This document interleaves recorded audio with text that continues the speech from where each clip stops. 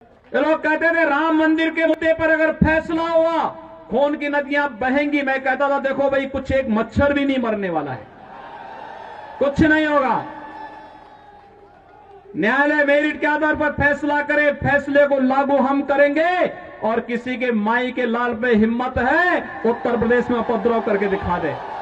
पहले कश्मीर में पत्थरबाज पत्थर फेंक करके पाकिस्तान का पैसा लेकर के भारत की संपत्ति को नुकसान पहुंचा करके उन्हें क्षतिग्रस्त करते थे। और कांग्रेस और केजरीवाल जैसे लोग उन पत्थरबाजों का समर्थन करते थे। लेकिन धारा 370 समाप्त हुई, पत्थरबाज हुए गायब। और पाकिस्तान परस्त आतंकवादी जो पहले भारत के अंदर आकर के जगह जगह विस्फोट करते थे, उन सबको यमलोकपुरी की यात्रा पर भेजना शुरू कर दिया हमारे सुरक्षा बलों के जवानों ने। उनको लिए कहा गया कि भाई भारत की धरती तुम्हारे लिए नहीं है, तुम्हारे लिए तो अब बोली नहीं, हमारे सुरक्षा बलों के जवानों की गोली है। और ये गोली खाओ, अपनी यात्रा पर जाओ। कांग्रेस और केजरीवाल इन उपद्रवियों को क्या खिलाते थे? बिरयानी। और हम क्या खिला रहे हैं? गोली। भाइयों बहनों, यही अंतर है। भारत माता के प्रति अगर इनके मन में सम्मान होता, आतंकवादियों के सामने, नक्सलवादियों के सामने घुटने नहीं टिकते, पाकिस्तान का खौफ खड़ा नहीं करते। याद करिए, मुंबई पे आतंकी विस्फोट, आतंकी हमला हुआ था और तब कांग्रेस नेतृत्व की सरकार थी। और तब केजरीवाल भी कोई एक एनजीओ चला करके यहां पर जनता को बेवकूफ बनाने का कार्य तब भी करता था।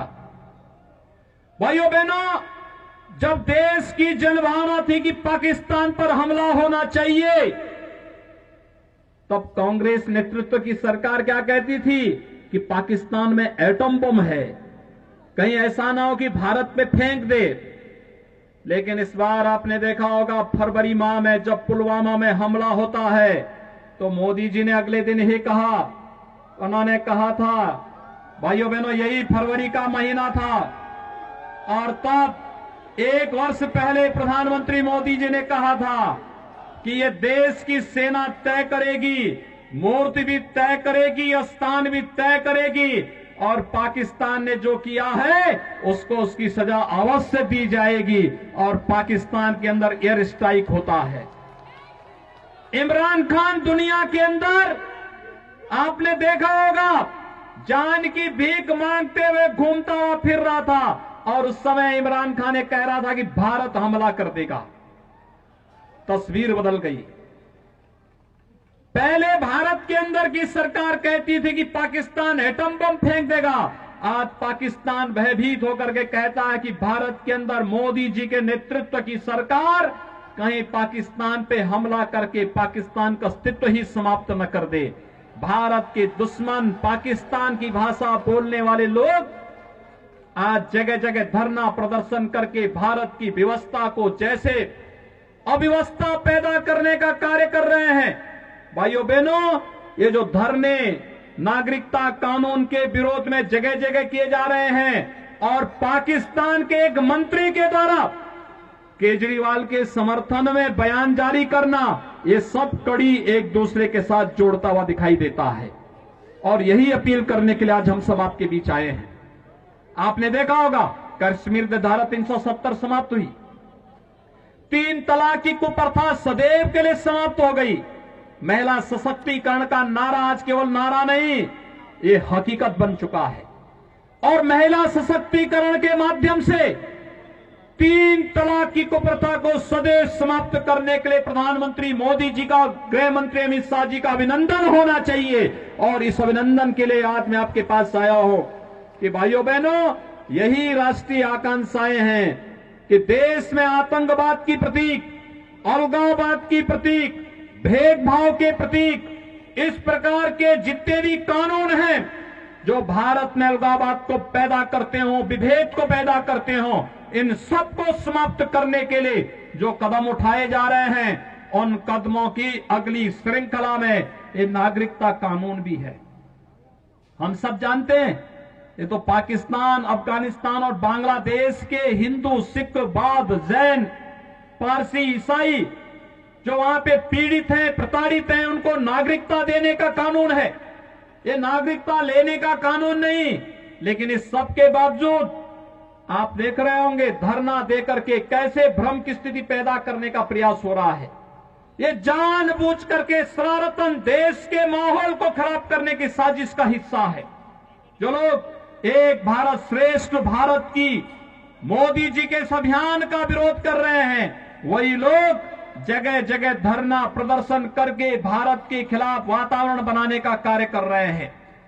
देश के अंदर अनावश्यक रूप से जनता को गुमराह करने का कार्य कर रहे हैं। और वही लोग हैं जिनके समर्थन में आज पाकिस्तान के मंत्री और पाकिस्तान की सरकार बयान जारी करके अपील कर रही है कि दिल्ली के अंदर मोदी के नेतृत्व में सरकार नहीं आनी चाहिए। उन्हें भय है कि मोदी जी के नेतृत्व की सरकार भारत को दुनिया की महाशक्ति बनाएगी, और भारत को दुनिया की महाशक्ति बनने का मतलब पाकिस्तान का इतिहास से नाम समाप्त होना। ये वही लोग हैं, याद करिए, कांग्रेस नेतृत्व का कांग्रेस का एक नेता, कांग्रेस पार्टी के एक नेता के द्वारा सुप्रीम कोर्ट में कहा जाना कि अयोध्या में राम जन्मभूमि का फैसला नहीं होना चाहिए। कांग्रेस के एक नेता ने कहा था ना। और भाइयों बहनों,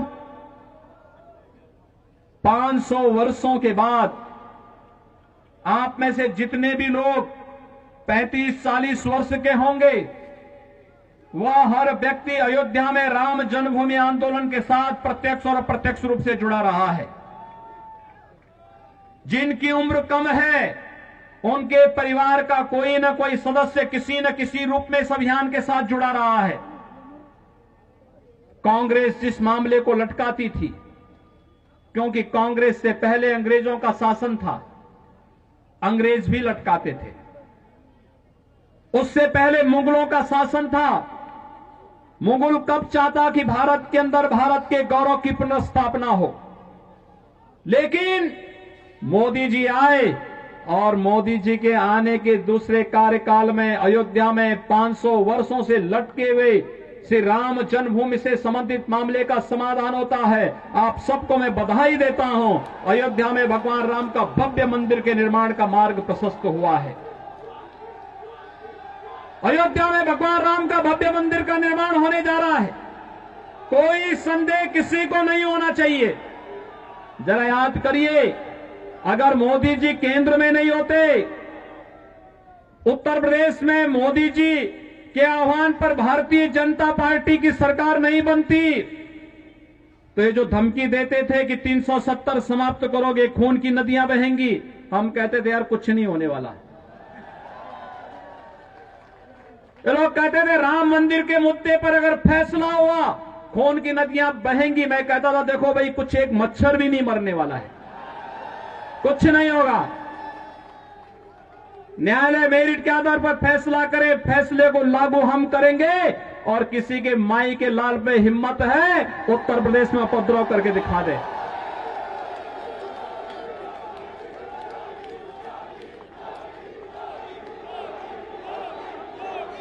भाइयों बहनों, उत्तर प्रदेश, यहां दिल्ली के बहुत सारे लोग जाते होंगे हरिद्वार में कांवड़ यात्रा में।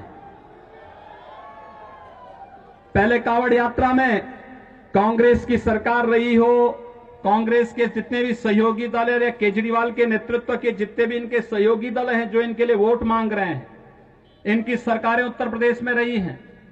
इन्होंने कांवड़ यात्रा उत्तर प्रदेश के अंदर बंद कर दी थी, नहीं चलने देते थे, प्रतिबंध लगा दिया। डीजे नहीं बजेगा, संग नहीं बजेगा, घंट नहीं बजेगा, घड़ियाल नहीं बजेगा, पंडाल नहीं लगेंगे। तो जब मेरे पास ये प्रस्ताव आया कि पहले ये होता था, मैंने कहा भाई ये भगवान शिव की भक्तों की यात्रा है, ये शव यात्रा नहीं है। इसमें सब बजेंगे, इसमें डीजे भी बजेगा, शंख भी बजेगा, घड़ियाल भी बजेगा, नगाड़े भी बजेंगे और इनके स्वागत की तैयारी जगह जगह करो और हेलीकॉप्टर से पुष्प वर्षा भी करते जाओ, कोई प्रतिबंध नहीं। लोगों ने कहा कि इतनी बड़ी संख्या में श्रद्धालु आएंगे, दिल्ली से, राजस्थान से, पंजाब से, हरियाणा से, उत्तराखंड से, उत्तर प्रदेश से, अन्य राज्यों से आएंगे, कौन सुरक्षा देगा? अरे हमने कहा ये हमारी जिम्मेदारी है सुरक्षा देना। लोगों ने कहा कि लोग हमला करेंगे, तो हमने एक बात कही भाइयों बहनों, मैंने बात साफ कही। मैंने कहा देखो भाई, भगवान शिव की भक्तों की यात्रा है, कोई व्यवधान डालना चाहता है तो उसको तय करना है। अगर वो व्यवधान डालेगा हम उसको गोली से समझाएंगे, व्यवधान डाल करके दंगा कराएगा तो गोली उसको समझा देगी। और भाइयों बहनों, 4 करोड़ से अधिक श्रद्धालु आते हैं, कहीं भी कोई बाल बांका नहीं होता। बहुत शांतिपूर्ण ढंग से भजन गाते हुए लोग जाते हैं, शिवालयों में जलाभिषेक करते हैं, भारत की आस्था के प्रति अपनी श्रद्धा व्यक्त करते हुए एक भारत श्रेष्ठ भारत के निर्माण के लिए अपने आप को संकल्पित करते हैं। यही तो भारत के अंदर कावड़ यात्रा का महत्व है।